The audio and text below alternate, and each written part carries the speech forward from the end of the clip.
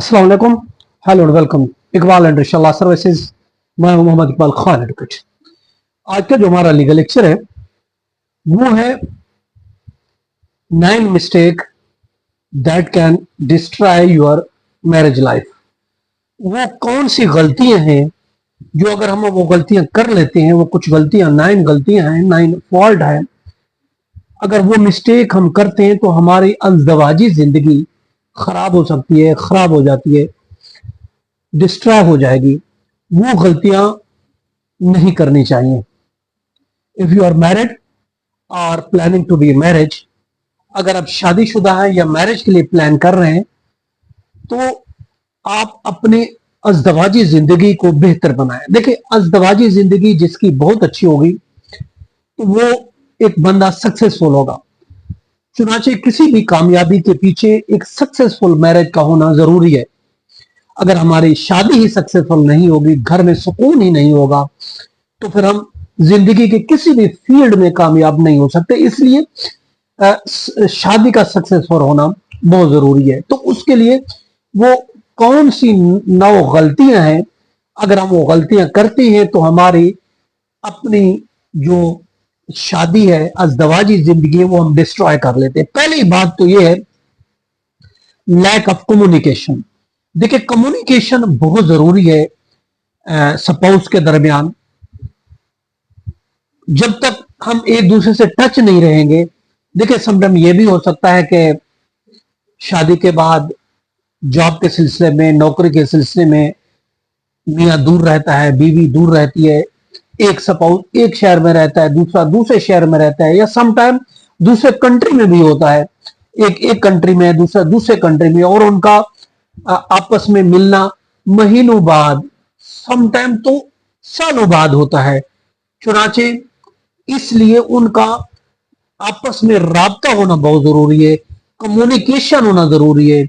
और डेली के हिसाब से दिन में 2 दफा नहीं, 3 दफा नहीं, तो कम से कम एटलीस्ट 1 टाइम जरूरी राब्ता होना चाहिए। और अगर आप दूर नहीं भी है, घर पे भी हैं, तो भी आपको सुबह से आप निकलते हैं, शाम को आप आते हैं, तो भी अपने स्पाउस के दरमियान, अपनी बीवी के दरमियान आपका राब्ता होना, कम्युनिकेशन होना जरूरी है। देखिए, कम्युनिकेशन से अगर आपकी लैक ऑफ कम्युनिकेशन है, कम्युनिकेशन नहीं है, तो याद रखें इससे मिसअंडरस्टैंडिंग बहुत सी चीजों में पैदा होती है, और इसके अलावा आपके बहुत से इश्यूज है वो अनसॉल्व रह जाते हैं। अगर आप कम्युनिकेट कर रहे हैं तो जितने भी मसाइल हैं वो हल होते जाएंगे और मिसअंडरस्टैंडिंग पैदा नहीं होगी।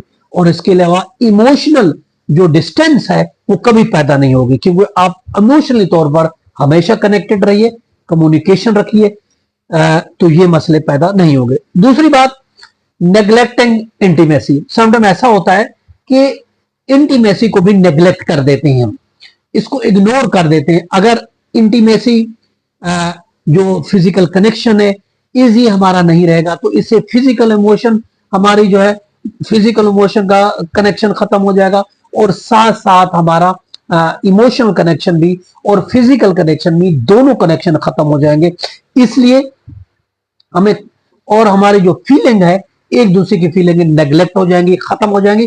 चुनाचे कभी भी इंटीमेसी को, रिलेशन को, फिजिकल रिलेशन को, इमोशनल रिलेशन को हमेशा कायम रखिएगा और कभी भी नेग्लेक्ट नहीं कीजिएगा। तीसरी जो इंपॉर्टेंट बात है वो है कीपिंग सीक्रेट। बहुत सी बीवियां, बहुत से हस्बैंड चीजों को सीक्रेट रखते हैं।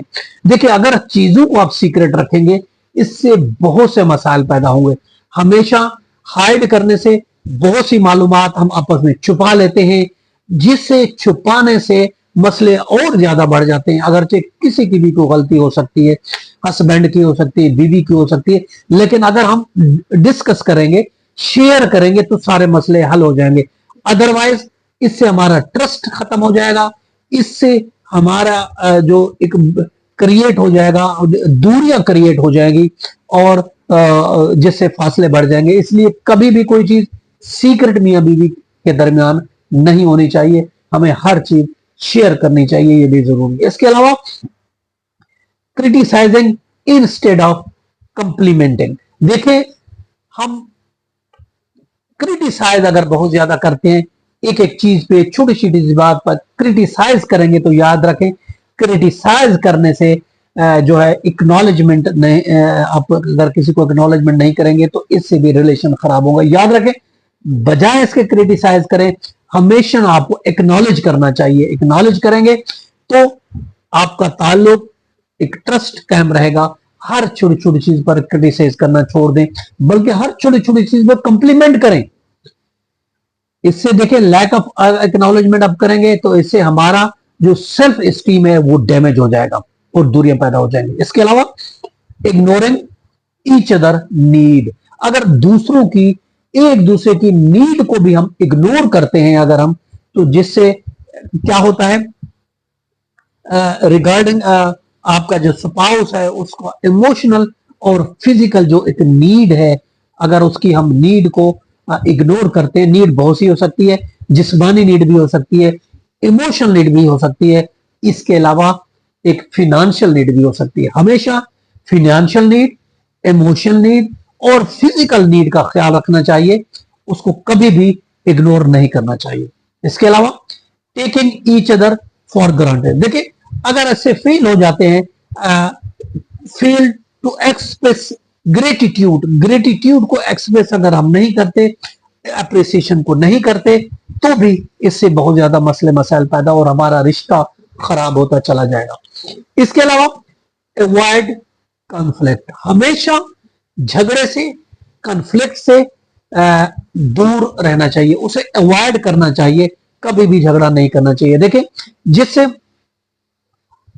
अब अगर हम अवॉइड नहीं करेंगे, हर चीज में कन्फ्लिक्ट पैदा करेंगे, तो इससे क्या होगा, डिसएग्रीमेंट पैदा होगा, हर चीज में एक फर्क पैदा हो जाएगा, जिससे बहुत से मसाइल अनसॉल्व होकर रह जाएंगे और इसके अलावा टेंशनें बढ़ेंगी और रिश्ता खराब होगा। देखिए, आठवीं जो चीज है, जो मिस्टेक हम करते हैं रिलेशनशिप में, वो है comparing your marriage to other, अपनी शादी को या अपने स्पाउस को किसी दूसरे के साथ कंपेयर करना, दूसरे जोड़े के साथ, किसी दूसरी शादी के साथ कंपेयर करना, ये भी बहुत ज्यादा गलत है। इससे भी देखिए मसले मसाइल क्रिएट होते। अगर हम कंपेयर करेंगे अपने स्पाउस को, अपने पार्टनर को किसी दूसरे पार्टनर के साथ, किसी दूसरी शादी के साथ, किसी दूसरे पार्टनर के साथ, किसी दूसरे स्पाउस के साथ अगर हम वो कंपेयर करेंगे, तो इससे याद रखें डिससेटिस्फेक्शन पैदा होती है और एक अनरियलिस्टिक किस्म के एक्सपेक्टेशन पैदा होती है कि हम एक अनरियलिस्टिक, गैर हकीकी तौर पर हम एक मियार कायम कर लेते हैं, आपस में एक स्टैंडर्ड कायम कर लेते हैं। देखिए, हर एक का एक हर रिश्ते का, चाहे कोई दूसरा कपल है, उसका एक अलग हालात वाकयात हो सकते हैं, जिस वजह से अगर वो खुश है या उसकी कोई अच्छी चीज है, तो हर एक के अलग हालात वाकयात हो सकते हैं, जरूरी नहीं आपके उसे कब मैच करें। इसलिए कभी भी अपने स्पाउस को, अपने पार्टनर को किसी और के साथ कभी कंपेयर नहीं करें, अपनी शादी को किसी और की शादी से के साथ कंपेयर नहीं करें। अगर आप इस तरीके से कंपेयर करेंगे तो एक जो है अनरियलिस्टिक किस्म की एक्सपेक्टेशन पैदा हो जाएंगी, ऐसी एक्सपेक्टेशन पैदा हो जाएंगी जो पूरी नहीं हो सकती, तो इस वजह से भी आपका वो रिश्ता, आपकी शादी डैमेज हो सकती है।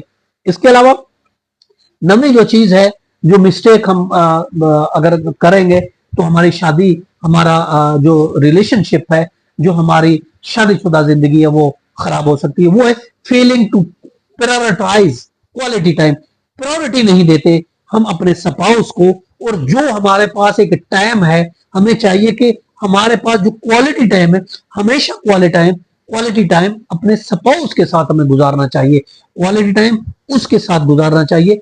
जो भी हमारे पास टाइम, अगर हम उसको नेग्लेक्ट करते हैं, अपने क्वालिटी टाइम को हम अपने दोस्तों के साथ या बाहर कहीं और हम स्पेंड करते हैं, तो इससे बहुत ज्यादा दूरियां क्रिएट होंगी। याद रखें, हमेशा जो भी क्वालिटी आपका टाइम है, हमेशा अपने स्पाउस के साथ, हमेशा अपने पार्टनर के साथ वो क्वालिटी टाइम आप गुजारें, और इससे जो है बहुत से मसाइल पर काबू पाया जा सकता है। अदरवाइज अनरियलिस्टिक किस्म की एक्सपेक्टेशन पैदा होती है जो पूरी नहीं हो सकती, और हम नेग्लेक्ट करते हैं उस टाइम स्पेंड करने से, जिससे बहुत ज्यादा दूरियां पैदा हो सकती है और हमारी शादी डिस्ट्रॉय हो सकती है। तो ये 9 मिस्टेक हैं, अगर हम इन मिस्टेक पर काबू पा लेते हैं, इन गलतियों को नहीं दोहराते, गलतियां नहीं करते, तो हमारी एक अज़दवाजी जिंदगी अच्छी और बेहतरीन साबित हो सकती है। ये था हमारा आज का लीगल लेक्चर। इजाजत, फिर मिलेंगे। अल्लाह हाफिज।